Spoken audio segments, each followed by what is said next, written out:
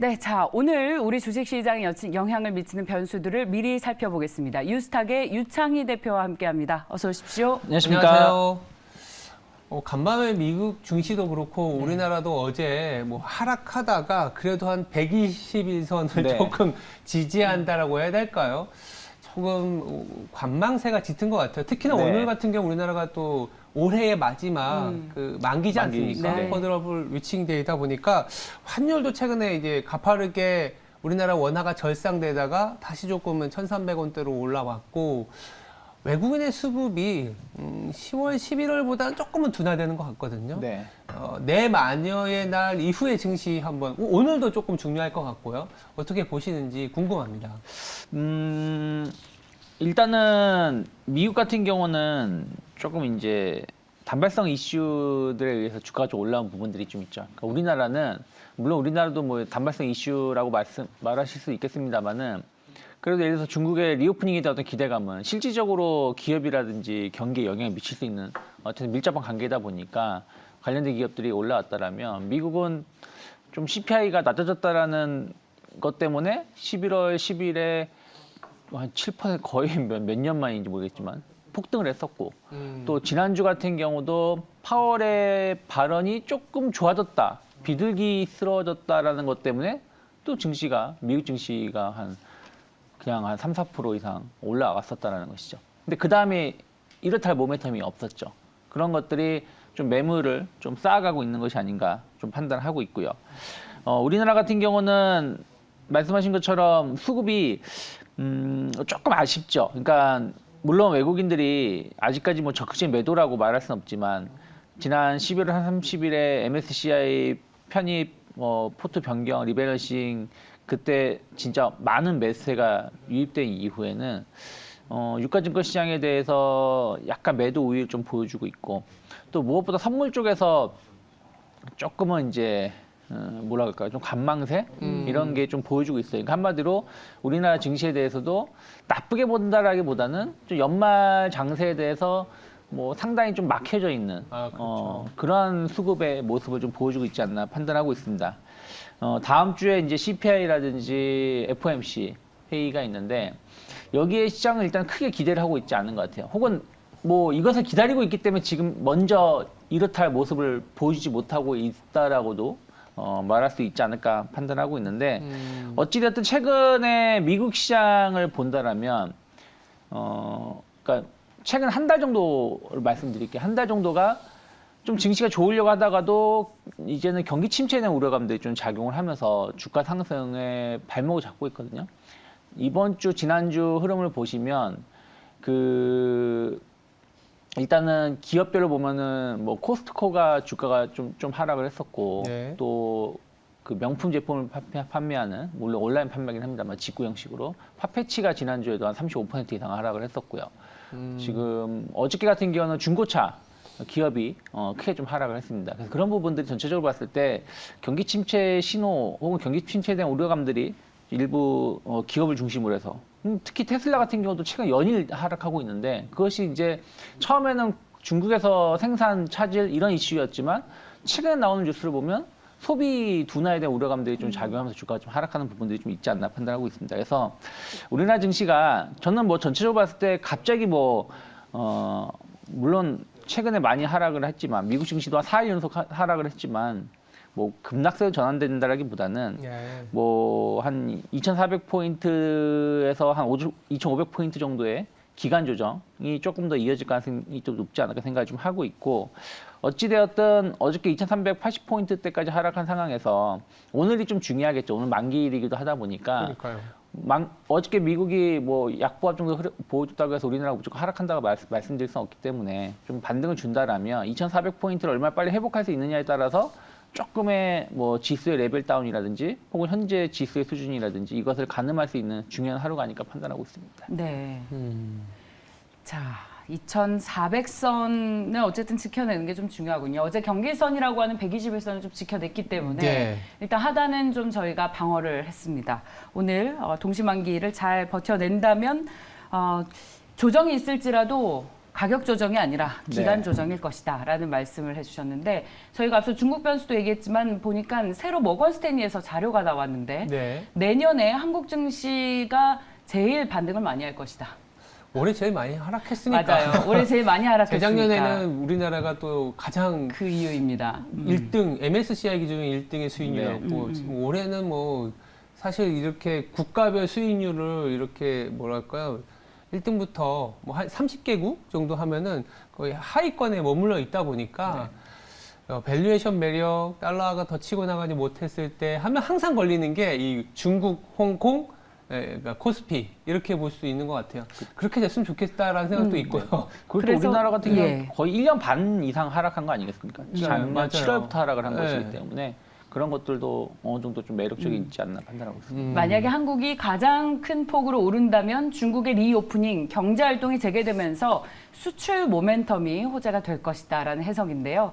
자, 다음 이슈에서 살펴볼까요? 예. 그럼에도 불구하고 요즘 이 긴축 이슈 때문에 전 세계 증시가 아직은 뚜렷한 방향성을 보이지 않고 있습니다. 미국 증시 같은 경우에는 더 많이 빠졌는데 자, 보니까 뭐 개별 종목들 위주로 움직이고 있습니다. 이런 긴축의 한파를 뚫을 수 있을 만한 업종과 테마 찾아보도록 하겠습니다. 유창희 대표님. 네, 뭐 이제 이걸 기간을 어떻게 보느냐 좀 다른 것 같아요. 예를 들어서 뭐 짧게 보느냐 아니면은 길게 보느냐에 따라서 내가 시장에 지금 공격적으로 접근하는 게 맞는지 아니면 좀 한 발 물러서야 될지를 구분할 수 있지 않을까 판단하고 있는데 일단 최근에 좀 본다라면 전체적으로 주도주가 좀 없죠. 그리고 모멘텀이 좀 갈수록 약해지고 있죠. 중국의 리오프닝 이슈도 어저께 중국이 기자회견, 그러니까 그 최근에 보면 중국이 리오프닝 관련해서 기자회견을 할 때마다 주가는 올라갔었는데 어저께는 기자회견 끝나자마자 거의 고점 대비해서 홍콩 증시 같은 경우는 한 4에서 5% 정도 하락을 했었거든요. 그래서 우리나라 같은 경우가 오늘 좀 어떤 어떤 영향을 받을지 봐야 되겠습니다는 일단 주도주가 그렇게 많지 않다라는 것이 좀 아쉬운 감이 좀 있고요. 또 하나는 만약에 이제 내년을 본다라면 그 이 주도주가 중요한 게 패러다임이 변화가 있느냐 없느냐가 중요한 거거든요. 그러니까 저는 예를 들어서 기존의 논리, 예를 들어서 성장지의 논리가 됐든 혹은 반도체에 관련된 논리가 됐든 기존의 논리로는 시장 오르는 건 한계가 있다 생각 좀 하고 있어요. 새로운 뭔가가 생겨져야지. 예를 들어서 2차 전지 같은 뭔가가 시장을 이끌어갈 수 있는 모멘텀이 있어야지 시장은 크게 갈 수 있다고 보고 있기 때문에 그 전까지는 좀 박스권 흐름을 좀 대비할 필요가 있다 생각 좀 하고 있고요. 네. 단기적으로 본다라면 어쨌든 좀 뭐 기승전 중국인 것 같아요. 엔터주 같은 경우는 리오프닝에 대한 어떤 기대감들 중국 반사이익도 있고 또 공연도 상당히 많이 한다라는 거. 특히 우리나라 같은 경우도 약간 지금 이제 정부랑 지자체가 약간의 불협화음은 있지만 어찌되었든 정말 빠르면 내년 1, 2월이면은 실내 마스크 해제가 가능성도 지역별로 있는 거 아니겠습니까? 네. 그만큼 그러면 공연 같은 것도 상당히 더 활발하게 진행될 수 있지 않을까 좀 판단을 하고 있습니다. 수익성도 상당히 좋게 나오고 있고요. 그러면 뭐 저는 SM이라든지 JYP 엔터테인먼트 같은 기업들은 상당히 안정적인 주가 흐름 좀 더 이어질 수 있다 생각을 좀 하고 있고요. 그리고 미용 의료기기 시장도 주목할 필요 있다 생각을 좀 하고 있어요. 지난 11월 수출 동향을 보신다면 미용 의료기기 수출이 미국이라든지 남미 지역에 한 60-70% 이상 증가하는 것을 살펴볼 수가 있었는데 여기에 이제 중국이 리오프닝을 하게 된다면 더 많은 수출 증가에 대한 어떤 기대감도 이어갈 수 있지 않을까 판단을 하고 있습니다. 그래서 미용 의료기기 관련해서 좀 강점을 가지고 있는 기업들, 뭐 클래시스라든지 이런 기업들이라든지 또 임플란트 관련된 기업체들도 충분히 저는 중국 혹은 뭐 글로벌 리오프닝에 대해서의 반사 이익을 좀 더 누릴 수 있지 않을까 생각하고 있고요. 네. 그리고 저는 이제 조정 시 약간 분할 매수 관점으로 보는 섹터를 본다라면 지금까지는 추세가 좀 살아있는 섹터고요. 네. 조정 시에 좀 분할 매수 관점으로 본다라면 결국은 신재생 에너지가 아닐까 판단하고 있어요. 야, 이게 오랜만에 나오네요. 네, 신재생 에너지가 최근에 태양광, 풍력 좀 잘 가다가 조금 머뭇거림이 있는데 어찌되었든 에너지 시장은 계속 확대될 수밖에 없거든요. 최근에 수소 에너지가 다시 얘기가 나오고 있는 게 만약에 전기차가 진짜로 지금 우리나라 같은 경우만 하더라도 그 차량 등록 대수가 한 2,500~600만 대 정도 되는데 앞으로 한 5년 뒤에 절반 가까이가 전기차가 된다라면 전기 수요는 어마어마하게 늘어날 수밖에 없는 거 아니겠습니까? 그런 것들이 신재생 에너지라든지 수소 에너지라든지 이런 쪽으로 대치될 수밖에 없는 것이기 때문에 관련된 기업들에 대해서는 저는 뭐 미국이라는 유럽 성장 이런 것까지 감안한다면 길게 봤을 때는 이들 섹터는 좀 조정 시에는 매수 관점으로 볼 수 있는 하나의 섹터, 또 전력 인프라 쪽 같이 묶어서 볼 수 있지 않을까 판단하고 있습니다. 네, 요즘 저희 수급 특징주도 계속 보는데 외국인과 기관 투자자들이 특히 이 리오프닝 주식을 집중적으로 사고 있습니다. 한 몇 주 됐어요. 네. 맞아요. 근데 이제 전기차를 비롯한 2차 전지 소재주들은 꾸준히 좀 매도하고 있는데 네. 여기에 대한 투자 의견은 어떻게 가져가냐고 여쭤봐도 조정은 나오겠지만 내년에도 역시 주도할 것이기 때문에 떨어질 때마다 관심 가져보는 것도 좋겠다라고 하는 것이 많은 투자자분들의 공통적인 의견입니다. 자, 그럼 리오프닝과 연관해서 또 다음 아이디어로 자연스럽게 연결할 수 있는 것이 중국이죠. 중국이 이제 최근에 되게 발빠르게 움직이는 것 같아요.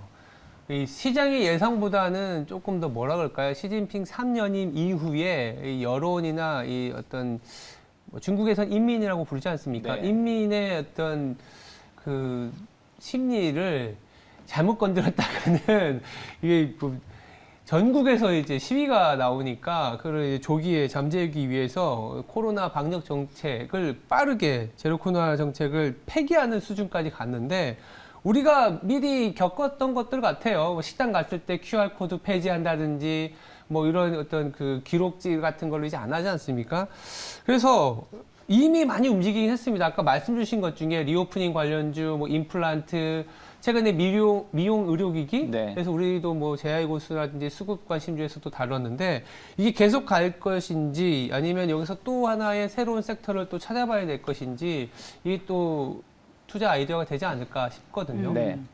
뭐 말씀하신 것처럼 어저께 중국의 기자회견 자체는 규제를 완화하겠다는 거 아니겠습니까? 네. 뭐 저희는 뉴스 보고 놀라는 게 버스 탈 때 PCR 검사지를 보여주고 중국에서. 버스를 탄다라고 할 정도였으니까 예. 얼마나 이 이동을 제한을 강하게 했는지를 좀 그런 기사 제목만으로도 알 수 있었던 내용인데 이런 것을 대폭 완화하겠다는 거 아니겠습니까? 이제 도시 간의 도시, 그러니까 예를 들어서 대한민국을 치면 뭐 베이징에서 뭐 상해로 움직일 때 혹은 베이징에서 그 옆에 시로 움직일 때 뭐 완화하면서 움직일 수 있게끔 하고 또 지금은 뭐 아파트 단지를 전면 봉쇄하던 것을 뭐 개별 지부 호가로 좀 네. 규제를 하는 부분들 예. 이런 것들이 이제 얘기가 좀 나왔는데 결국 확진자를 좀 유연하게 관리를 하겠다. 그냥 반강제적으로 관리하는 것이 아니라 그래서 위드 코로나로 접어드는 출구 전략을 좀 공식화했다라고 시장에서는 좀 평가를 좀 하고 있습니다.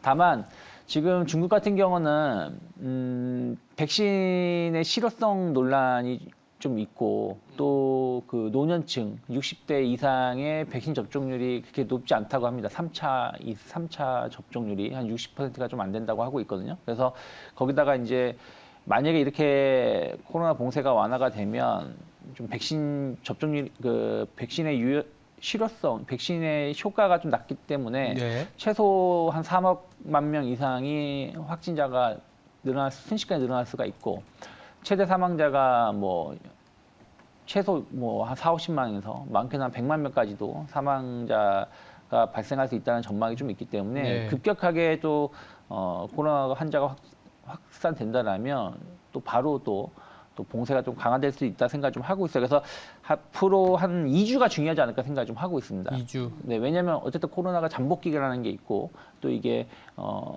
확산되는 시기가 있기 때문에 다음 주하고 다다음 주까지의 코로나 확진자가 얼마나 좀 늘어나는지 물론 이게 중국 통계를 100% 믿을 수가 없는 거라서 뭐라고 우리가 확인할 수 없겠지만 그래도 뭐 이 확진자 관련해서는 어느 정도 좀 얘기가 좀 나올 수 있다 생각하고 있고 어찌되었든 뭐 시장에서 좀 아쉬웠던 것은 해외 입국자 관련해 가지고 좀 규제 완화가 아직 진행되지 못했었다라는 게 좀 아쉬운 감 표출하고 있는 것 같아요. 하지만 어저께 발표된 이후에 그 중국의 그 여행 사이트를 보면 해외 티켓팅 그 판매율이 한 160% 이상 늘어났다고 합니다. 그럴 정도로 지금 어쨌든 해외여행이라는 게 오늘 당장 예약해서 가는 게 아니라 최소 뭐 한 달이나 길게는 두세 달 뒤에 가는 거니까 그런 것을 본다라면 해외여행 계획이 앞으로 한 내년 한 3, 4월, 2, 3월 이후에는 상당히 늘어날 수 있지 않을까 좀 기대를 하고 있어요. 그래서 그런 부분들을 좀 주목해서 좀 면세점이라든지 또 카지노 같은 기업들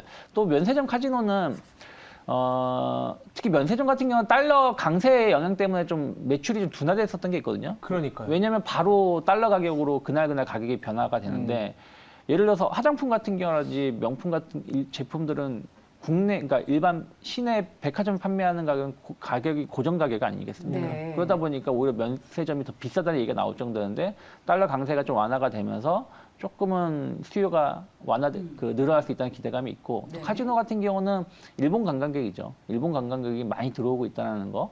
거기에다가 뭐 중국 관광객이 얼마나 올 수 있을지 모르겠습니다만 어쨌든 일본 관광객이 늘어나는 것만으로도 매출이 상당히 개선이 되고 수익성이 늘어나는데 네. 중국이 포함된다라면 뭐 내년에 대한 어떤 기대감들은 조금 더 이어갈 수 있지 않을까 예. 좀 판단하고 있습니다. 그렇죠. 이 중국 제로 코로나 정책 완화에 따라서 어떤 업종이 수혜가 되나. 근데 저희가 지금 화장품, 면세, 게임 엔터 많이 나왔고 또 강조를 해주셨습니다.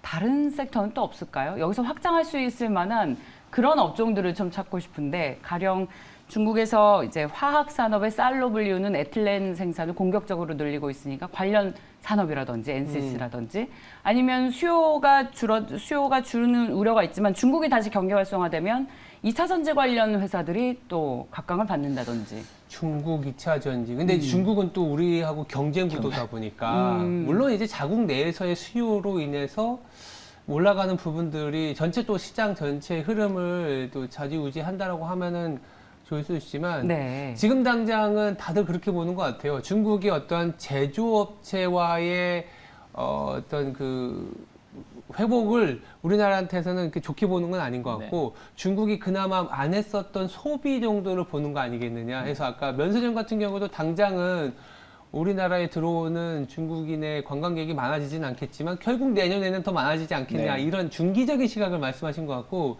저도 이제 말씀하신 것 중에 그래도 이제 직접적인 건 아니지만 간접적으로 화학이나 철강 같은 경우에는 이제 스프레드가 있지 않습니까? 그럼 중국에서의 수요가 많아진다라는 건 중국의 화학 기업들, 철강 기업들은 자국의 이제 수요 때문에 수출이 줄어들 거예요. 그럼 동아시아에서 우리나라의 화학 업체와 철강 업체들은 약간은 좀 회복의 탄력성을 갖고 갈 수 있는. 근데 그 시기는 아마도 내년 1분기 정도 되지 않을까. 시간이 좀 걸릴 것이다. 그렇게 저도 보고 있거든요. 그리고 또 주가가 좀 단기적으로 많이 올라갔다는 인식이 있어요. 무슨 얘기냐면 중국이 리오프닝을 한다라면 좀 공장 가동이 늘어날 것이고 또 최근 유가가 좀 하락을 하다 보니까 원재료 가격이 좀 하락할 수 있다라는 그러니까 업황 자체가 좀 지금이 바닥이 아니겠나라는 기대감으로 화학 관련된 종목군이 최근 한 3, 4주 사이에 저점 대비해서 40, 50% 정도 올라왔어요.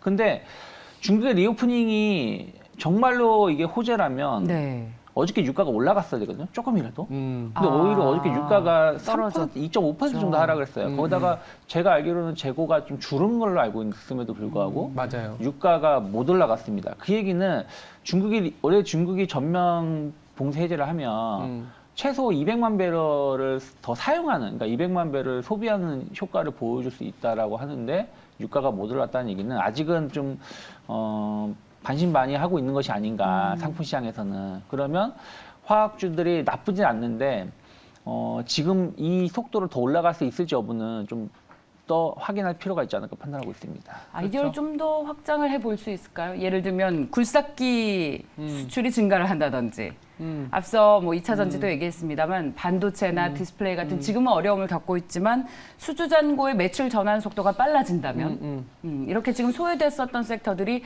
이른바 중국 경기가 활성화되면서 각광을 받게 되지 않을지 소외됐기 그러니까 때문에 더 매력이 있을 수 있을 것 같습니다. 굳이 나누자면 소비와 이제 생산이잖아요. 지금은 소비 쪽에 조금 집중이 돼 있는 것 같아요. 근데 생산 쪽은 우리가 이제 중국이 최근에 지준율 인하했고 여러 가지 정책적인 패키지, 부동산 경기를 좀 부양시키는 정도로 전환하면서 주가가 좀 움직였지만 그 실질적인 매출이나 수주가 인식되는 시기가 있고 우리가 보통 보면 중국과 관련된 지표들이 있거든요. 뭐 크레딧 임펄스라든지 통화 지표와 관련된 지표들이 있는데 그 지표를 보면 공교롭게도 내년 전인대쯤부터 올라서는 걸로 나와요. 그래서 이제 아까 말씀드린 게 아까 뭐 말씀하셨던 우리가 뭐 이렇게 보면 생산과 관련된 뭐 화학이나 철강이나 이런 거는 실제 실적에 대한 기대는 내년 1분기 실적이 발표될 때부터 본격화되지 않겠나? 이렇게 그전에는 소비와 관련된 게 더 맞습니다. 부각이 많이 되지 않겠나라는 생각을 하고 있는 거죠. 네. 자, 지금 소비와 관련한 섹터들 시장에서 많이 각광받고 있고 실제로 주가도 많이 탄력적으로 움직이고 있습니다. 그 위에 확장할 수 있는 아이디어를 좀 찾아봤습니다. 혹시 거론을 차마 다 못하신 그런 섹터 있습니까, 대표님? 뭐 그런 섹터는 없는데 예. 오늘 약간 이제 저는 시장에 대해서는 네. 조금은 보수적으로 봐야 된다는 생각을 좀 하고 보수적으로. 있어요. 그렇군요. 그래서 주식 비중을 무리하게 높이기보다는 네. 그러니까 최소 현금 비중을 50% 이상 확보해 놓고 나머지에서 조금 시장을 좀 트레이딩 관점에서 접근하는 게 좀 맞지 않을까 좀 판단하고 있습니다. 알겠습니다. 자, 말씀 여기까지 듣겠습니다. 유스탁의 유창희 대표와 함께했습니다. 잘 들었습니다. 감사합니다.